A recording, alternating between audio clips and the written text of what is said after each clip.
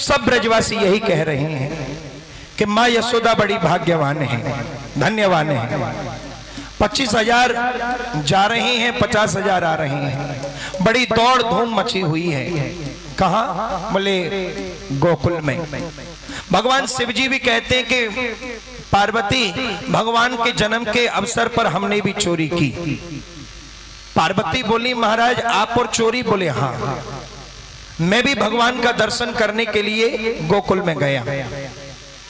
हमने सोचा कि गोकुल में बड़ी भीड़ है, एक मैं गया और एक मेरे साथ मेरा शिष्य काकभूषण गया। हमने देखा कि गोकुल में बड़ी भीड़ है। हमको अनजान समझ करके लोग चौकी ग्वाल वाले धक्का देकर के बाहर निकाल देते हैं। हम अंदर बार बार जाने का प्रयास करते हैं, लेकिन इतनी भीड़ है कि भीड़ वाले बाहर फेंक देते हैं। तो हमने सोचा क्या करें, तो पार्वती मैं तो बूढ़ा ब्राह्मण बना और काकभूषण मेरा शिष्य बना, और दोनों चलती चलती आ गए यमुना के किनारे। अब सोच रहे हैं कि कैसे कन्हैया के दर्शन हो, कैसे लाला के दर्शन हो। प्रार्थना करने लगे, प्रभु इतनी दूरी से दर्शन करने को आए और यहाँ ये है, ये तुम्हारे लोग भीतर आने नहीं देते, कुछ तो करो। भगवान बाल रूप में है, क्या करें क्या करें। लेकिन घायल की गति घायल जाने। भगवान बाल रूप में है, क्या करें। भगवान ने काम किया, रोना शुरू कर दिया। बहुत रोने लगे। ग्वाल गोपी ग्वाले सब समझाने लगे, संभारने लगे, लेकिन रोना बंद नहीं हुआ।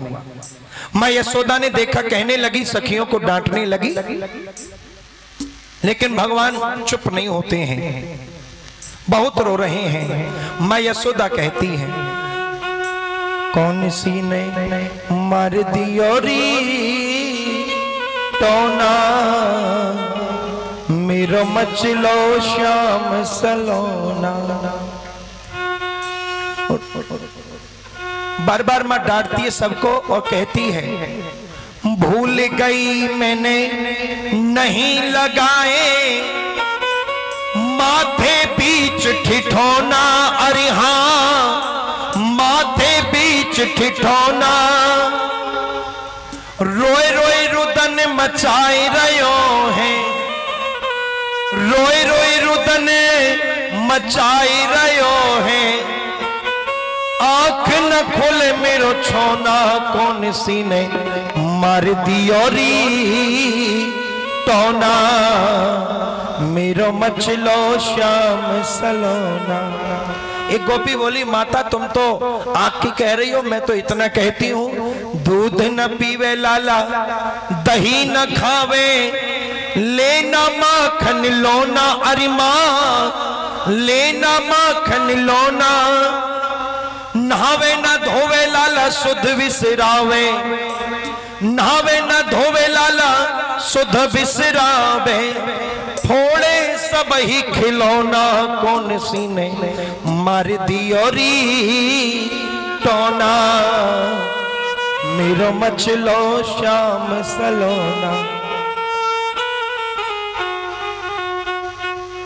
बोली ललिता और विशाखा, मैया बात सुनो ना, मेरी माँ मैया बात सुनो ना। राइनों ने उतार लाल पे, राइनों ने उतार लाल पे, और धर दे उठोना, कौन सी ने मार दियोरी टोना, मेरो मचलो श्याम सलोना।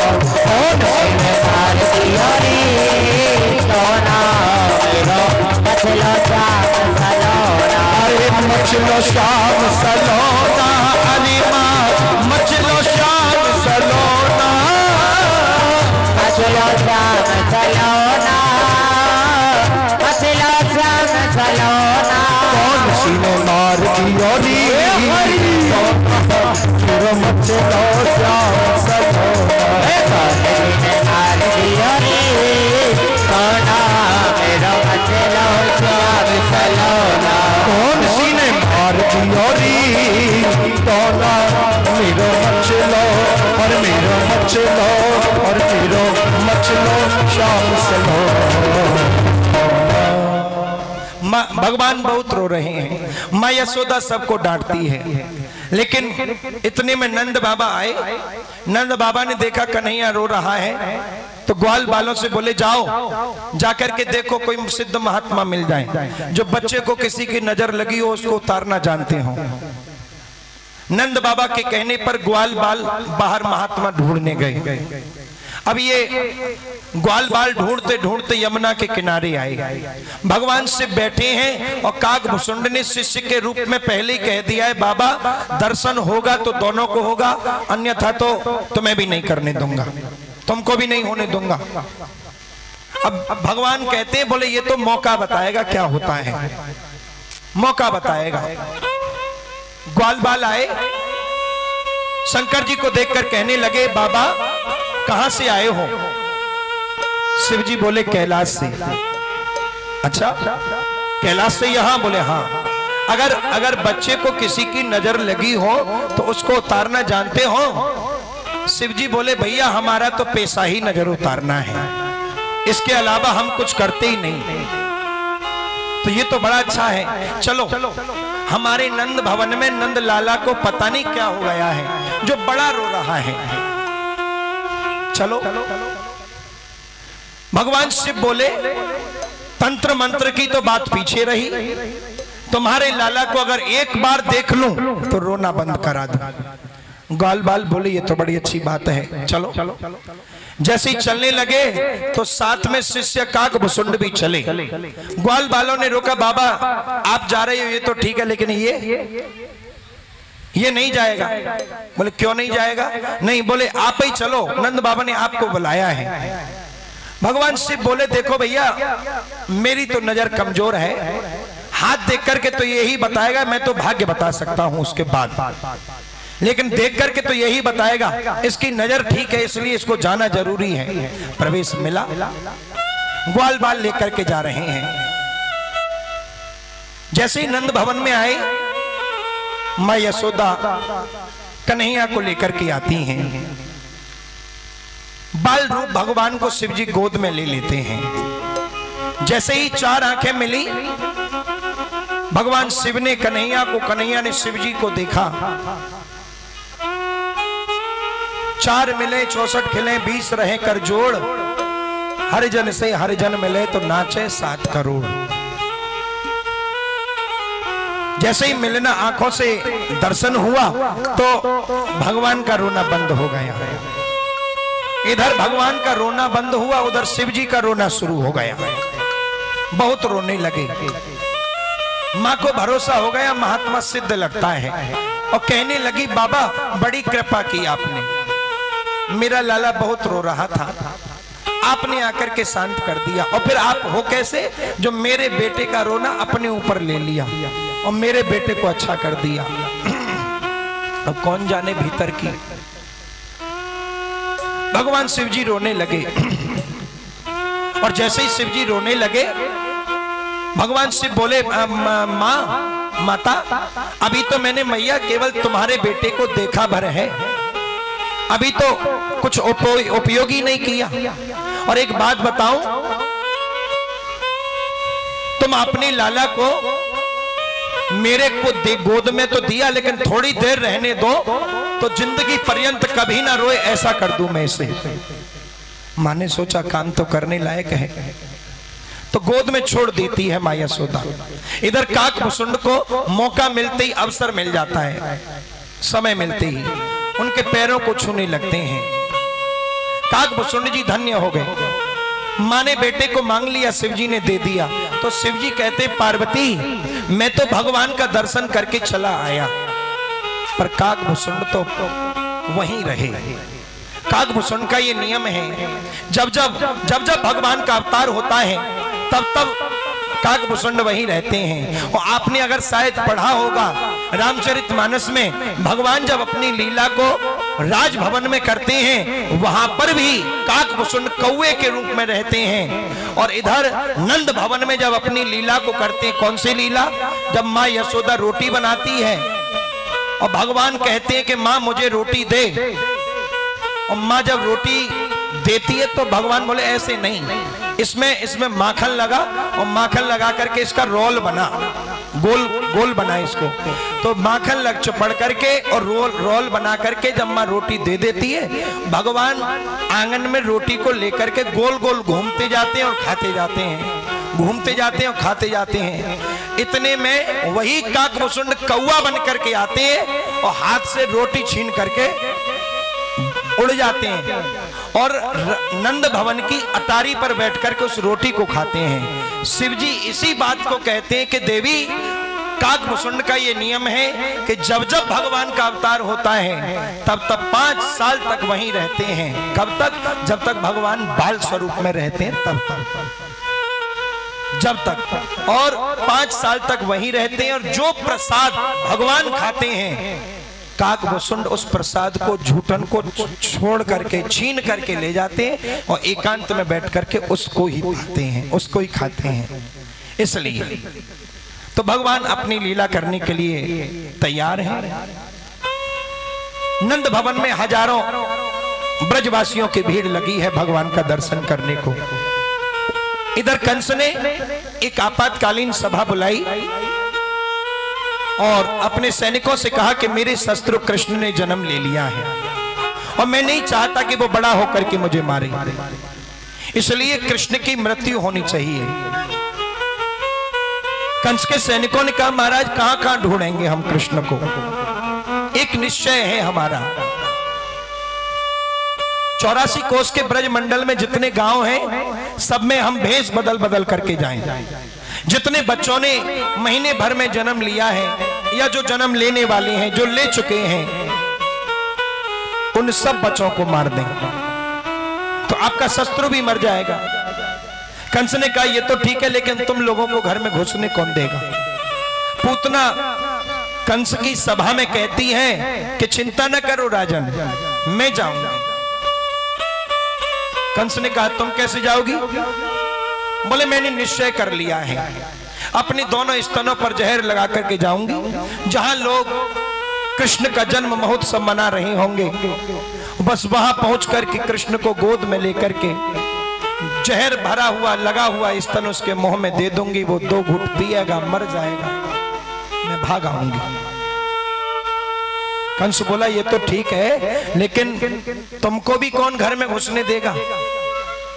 तब पूतना कहती है कि मैं घूंघट लगा करके जाऊंगी।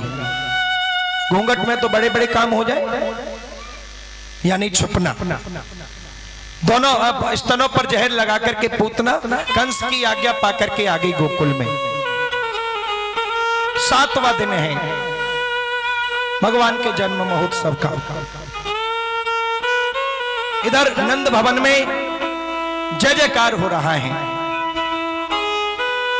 अनेकों भीड़ लगी हुई है। उसी भीड़ का फायदा ये पूतना उठाती है। अंदर प्रवेश किया, ग्वाल बालों ने देखा, कहने लगे अरे ये पूतना है, इतना सुंदर रूप लेकर के आई है कि जो गोकुलवासी हैं सब देखते रह गए। एक बोला अरे ये जो इतनी सुंदर जो ये सखी आई है, ये है कौन, कहां की है, कहां से आई है? दूसरा सखा बोला अरे तू नहीं जानता, नंद बाबा के और नंद रानी के, यशोदा के बड़े बड़े दूर दूर तक के संबंध हैं। होगी कहीं की राजकुमारी, राजदुलारी, होगी कोई मां यशोदा की सहेली। अंदर गई, मां यशोदा पलना के बगल में खड़ी, भगवान पालने में है। पहुंच करके कहने लगी, यशोदा ने पूछा देवी आप कहां से, कौन? कहने लगी अरे मैं क्या बताऊं, हे यशोदा मैं यहीं की मिश्रानी हूं। अरे मेरे मिश्रा जी तो बहुत समय पहले दर्शन कर गए थे, मैं रह गई, आज मुझे मौका मिला, मैं दर्शन करने चली आई। यशोदा बोली कोई बात नहीं, लाला कोई मेरा अकेला थोड़ा ही है, ये तो सबकी कृपा से प्राप्त हुआ है, ये तो आप सबके आशीर्वाद से है। अच्छा एक काम करो, तुम जब तक लाला को आशीर्वाद दो, मैं तब तक अतिथि सत्कार करने को जाती हूँ। क्योंकि अनेकों लोग आ रहे हैं, अनेकों ब्रजवासी आ रहे हैं, सबका स्वागत करना भी जरूरी है। पुतना बोली हाँ तुम सम्मान करो, स्वागत करो, मैं लाला को आशीर्वाद देती हूं। यशोदा चली गई। पूतना पल्ला के पास में है। अब तक पूतना का घूंघट लगा था और जैसे ही यशोदा गई पूतना ने घूंघट को उठाया और भगवान को देखा, तो भगवान ने जैसे ही देखा तो दोनों नेत्र बंद कर लिए। परीक्षित बोले भगवान ये नेत्र बंद किए? भगवान ने बोले हाँ। भगवान जान गए, कहने लगे कि मैं आया हूं यहां माखन मिश्री खाने के लिए और ये पूतना अभी से जहर देने के लिए आ गई, अभी से जहर देने को आ गई। एक संत कहते हैं कि भगवान के नेत्रों में सूर्य और चंद्रमा का वास है। तो सूर्य चंद्रमा सोचने लगे कि सारी दुनिया जिसको प्रेम करती है और ये पूतना का कर्म देखो, ये भगवान को मारने के लिए चल पड़ी, तैयार हो गई। इसलिए भगवान ने दोनों नेत्रों को बंद कर लिया। पूतना ने देखा सब बाहर नाचने गाने में लगे हैं, लाला को तुरंत गोद में लिया और अपना स्तनपान कराने लगी। पूतना ने कन्हैया को गोद में लिया, जहर लगा हुआ स्तन मुंह में दे दिया। भगवान ने क्या काम किया? बड़े प्रेम से दुग्धपान करने लगे। भगवान तो अंतर्यामी हैं। छोटा बच्चा होता है तो जब माँ का दूध पीता है तो एक स्तन को पीता है, दूसरे को पकड़ लेता है, कोई दूसरा ना पी जाए बात के लिए। भगवान पी रहे हैं, खूब पी रहे हैं। सुखदेव जी कहते हैं प्रभु स्तन पान कर रहे हैं और पूतना का दूसरा स्तन पकड़े हुए हैं और पूतना ने सोचा 1 2 घूंट 3 घूंट पिएगा, जहर मुंह में जाएगा, मर जाएगा, मैं डाल करके चली जाऊंगी, मुझे कौन पकड़ पाएगा। लेकिन ये तो 5-10 मिनट हो गए, 15 मिनट हो गए। भगवान दुग्ध पान करते करते उसके प्राणों का आकर्षण करने लगे। प्राण जब निकलते हैं तो श्वास लेने में कठिनाई होती है, तो पूतना के जब प्राण निकलने लगे तो जोर से चिल्लाने लगी, अरे लाला छोड़, अरे लाला छोड़, चिल्लाने लगी। लेकिन भगवान बोले, पूतना से कहने लगे, पूतना चिल्लाने लगी छोड़ छोड़। कन्हैया बोले मौसी मुंह पे तो केवल पकड़वो ही आवे, छोड़वो तो आवे ही ना है, और मैं एक बार जिसको पकड़ लेता हूं फिर छोड़ता नहीं हूं, या तो पकड़ता नहीं और पकड़ता हूं तो फिर छोड़ता नहीं। पूतना से ये जब ऐसे शब्दों को जब भगवान बोले तो पूतना बोली ये तो आश्चर्य की बात है, ये 7 दिन का बालक बोलता है, बड़ों के जैसे बोलता है, ये कोई साधारण नहीं है, ये तो चमत्कारी मालूम पड़ता है। और प्राण निकल गए और जैसे ही प्राण निकले तो विकराल रूप धारण कर लिया पूतना ने। जैसे ही जमीन पर गिरी, सुखदेव कहते हैं कि उसके शरीर का आकार जो था वो 18 किलोमीटर का हो गया। जितने भी इतना विकराल रूप हो गया कि जितने बाग बगीचे थे सब पूतना के शरीर के नीचे आके सब चकनाचूर हो गए। इतना विकराल रूप हो गया। अब ब्रजवासियों ने देखा, दौड़े दौड़े आए, बूढ़ी माताएं आई, विशाल पूतना पड़ी है यशोदा के द्वार के आगे मैदान में। उसके बाद वक्ष स्थल पर छाती पर भगवान लेटे हुए खेल रहे। माताएं बोली यशोदा ये क्या किया तूने? अरे ये राक्षसी की गोद में ये बालक क्यों दे दिया? मां ने दौड़कर गोविंद को अंक में भर लिया, प्रेम आंसुओं से कन्हैया के सिर को भिगो दिया। गोपी बोली तुम्हें ऐसे लाला नहीं देना चाहिए था। मां बोली मुझको क्या पता ये राक्षसी है कि सखी है, पता ही नहीं पड़ा। अब सब माताएं अंदर ले गई भवन में। अब माताओं ने कहा देखो यशोदा ये तुम्हारे लाला को राक्षसी ने स्पर्श किया है, तो अब इसके शरीर की शुद्धि होनी चाहिए। शुद्धि कैसे होगी? शुद्धि बोले एक काम करो, गाय के चरणों की धूल लाला के माथे से लगाओ, छाती से लगाओ, पीठ से लगाओ, पैरों से लगाओ, हृदय से लगाओ और ये प्रार्थना करो भगवान से। आदरणीय सुखदेव जी कथा सुनाते सुनाते रो पड़े। सुखदेव के नेत्रों में आंसू आ गए। कहने लगे राजन देख रहे हो आश्चर्य, कैसा आश्चर्य है कि कितना अद्भुत भाव है, कितना वात्सल्य है इन माताओं के हृदय में कि ये भगवान की जो है नजर उतारने का काम, भगवान को कहीं यानी कि कुछ हो ना जाए इस कारण से ये माताएं शुद्धि कर रही हैं और कह रही हैं, इंद्रियाणि चाहे ऋषिकेशो प्राणान नारायणो अव्रते श्वेत दीप प्रतिष्ठितो मनो योगेश्वरो प्रभा। मेरे लाला के इंद्रियों की रक्षा ऋषिकेश भगवान करें, प्राणों की रक्षा नारायण करें, श्वेत दीप के पति लाला के चित्त की रक्षा करें, मन की रक्षा योगेश्वर भगवान करें। क्रीडम तो पातो गोविंदो शयनम पातो माधव। खेलते हुए लाला की रक्षा गोविंद करें, सोते हुए लाला की रक्षा माधव करें। और ये भगवान है, ये माताएं तो ऐसा करें, कह रही है कि ये इसकी रक्षा ये करें, इसकी रक्षा ये करें, इसकी रक्षा ये करें, और भगवान गोद में पड़े पड़े हंस रहे हैं। क्यों हंस रहे हैं? बोले ये माताएं पागल हो गई हैं, ये मेरे नाम से और मुझको ही झाड़ा दे रही हैं। योगेश्वर भी मैं हूं, ऋषिकेश भगवान भी मैं हूं, और माधव भी मैं हूं, नारायण भी मैं हूं, गोविंद भी मैं हूं। बाबा गोस्वामी जी तुरंत लिखते हैं, कहो कहां लगी नाम बड़ाई, कहो कहां लगी नाम बड़ाई, राम न सकहीं नाम गुण गाई।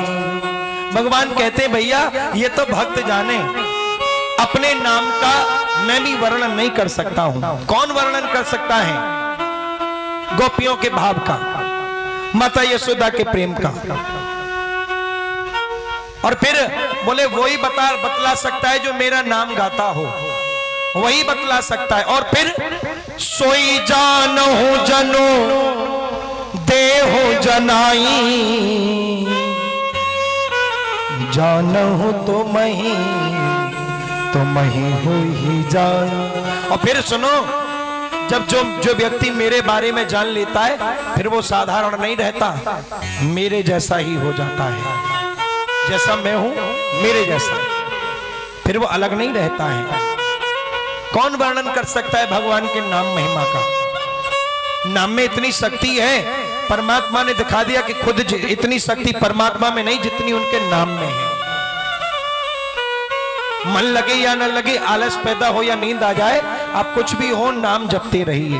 और सूफी कहता भी है, खुदा करे हमारी मोहब्बत में ये मुकाम आए, खुदा करे हमारी मोहब्बत में ये मुकाम आए, और किसी का नाम लूं भगवान, केवल होठों पे तुम्हारा नाम आए। हम लोग सोचते हैं कहो किसी से भाई भजन करो भजन करो भजन करो, वो कहते हैं 55 के हो जाए तब करेंगे। लेकिन भजन 55 का नहीं है, भजन तो बचपन का है। जब बचपन से शुरू करेंगे तब 55 में जाकर के द्वारिका नाथ का दर्शन हो जाएगा। जब बचपन से करेंगे तब 55 में जाकर के द्वारिका नाथ का दर्शन हो जाएगा। और मानो जब भजन ही 55 से शुरू करोगे तो दर्शन तो मरघट में जाकर के होगा, दर्शन तो शमशान में जाकर के होगा। इसलिए भजन करिए।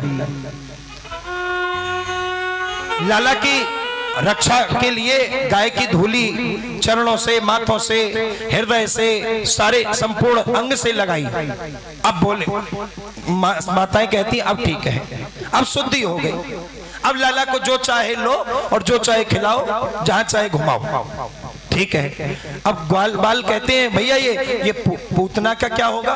बोले पूतना के शरीर को पकड़कर ब्रजवासी जब यमुना के किनारे लाए और जैसे ही पूतना के शरीर को चिता पर रखा, अग्नि लगाई, वर्णन आता है कि उसके शरीर से सुंदर सुगंध निकली है, दिव्य सुगंध निकली है। क्योंकि पूतना के शरीर से सुगंध निकली, ये आश्चर्य ही है। जो मुक्ति, जो मोक्ष माता यशोदा को सैकड़ों वर्ष बाद में लेनी थी, वो मुक्ति कृष्ण ने पूतना को कुछ ही क्षणों में दे दी। पूतना लोक बालग्नि राक्षसी रुधिरासना जिंघासयापि हरे स्तनम तत्वा अपसीदतः। देखो पूतना का नाम भी बढ़िया नहीं, काम भी बढ़िया नहीं, रहन सहन भी बढ़िया नहीं, भाव भी बढ़िया नहीं, और अब जिसकी भावना भी श्रेष्ठ ना हो उस पूतना को कृष्ण ने माता की गति प्रदान कर दी। कृष्ण ने उसके सारे दुर्गुणों को भुला दिया है। भगवान कहते हैं सन्मुख होई जीव मोहि जबहि जन्म कोटि अघना सही तबहि। भगवान कहते मेरी ओर मेरे सन्मुख तो रहो, सारे सारे दुर्गुणों को भुला दूंगा। अगर हम ये देखने लग जाएं कि भगवान हमारे पहले दुर्गुणों को देखेंगे, बाद में अवगुणों, पहले अवगुणों को देखेंगे, उसके बाद गुण देख करके भगवान हम पर कृपा करेंगे, तो ऐसे तो एक नहीं हजारों जन्म निकल जाएंगे लेकिन भगवान की कृपा प्राप्त नहीं हो पाएगी। रहन सहन भी बढ़िया नहीं, काम भी बढ़िया नहीं, व्यवहार भी बढ़िया नहीं, भावना भी ठीक नहीं, उस पूतना को माता की गति प्रदान करते हैं कृष्ण। यदि प्रेम में कोई कृष्ण का नाम स्मरण करेगा तो क्या उसे मोक्ष नहीं मिलेगा? क्या उसे मुक्ति नहीं मिलेगी? भगवान 6 महीने के हो गए हैं। कंस ने पता चला कि पूतना की मृत्यु हो गई है तो एक राक्षस भेजा जिसका नाम है सक्टासुर, मारने के लिए आया, तो गोविंद ने उसका भी उद्धार कर दिया है। भगवान अपनी लीला को आरंभ कर रहे हैं। बजाइए ताली और गाइए और कहिए अरे मेरे तो आधार सीताराम के चरणार बिंद, मेरे तो आधार सीता